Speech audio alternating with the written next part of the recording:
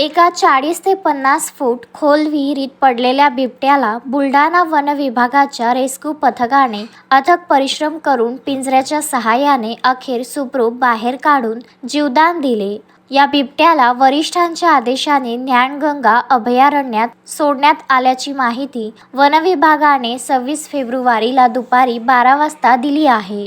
याबाबत प्राप्त माहिती अशी की 25 फेब्रुवारी रोजी दुपारी मोताळा वन परिक्षेत्रातील रोहिणखेड वर्तुळमधील मौजे रोहिणखेड शिवारातील गट नंबर 427 मधील शेख आसिफ शेख कालू यांच्या मालकीच्या शेतातील 40 ते 50 फूट खोल विहिरीत एक बिबट पडल्याचे दिसून आले। सदर बिबट विहिरीतील कपारीत जाऊन बसले होते याची माहिती मोताळा वन विभागाला देण्यात आली। वन कर्मचाऱ्यांनी जाऊन पाहणी केली व बुलढाणा येथून रेस्क्यू पथकाला बोलविण्यात आले। रेस्क्यू पथक संपूर्ण साहित्य घेऊन घटनास्थळी पोहोचले व या बिबट्याला फिजिकल रेस्क्यू करण्याचा निर्णय घेण्यात आला। त्यानुसार दोऱ्याच्या सहाय्याने पिंजरा विहिरीत सोडण्यात आला। बराच प्रयत्न केल्यानंतर अखेर बिबट्याने पिंजऱ्यात प्रवेश केला। नंतर पिंजरा विहिरीतून बाहेर काढून पशुधन विकास अधिकारी मोताळा यांनी प्राथमिक तपासणी करून सदर बिबट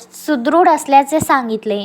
बुलढाणा DFO सरोज गवस, ACF अश्विनी आपेट यांच्या मार्गदर्शनाखाली बिबट्याला बुलढाणा जिल्ह्यातील ज्ञानगंगा अभयारण्यात रात्री निसर्गमुक्त करण्यात आले।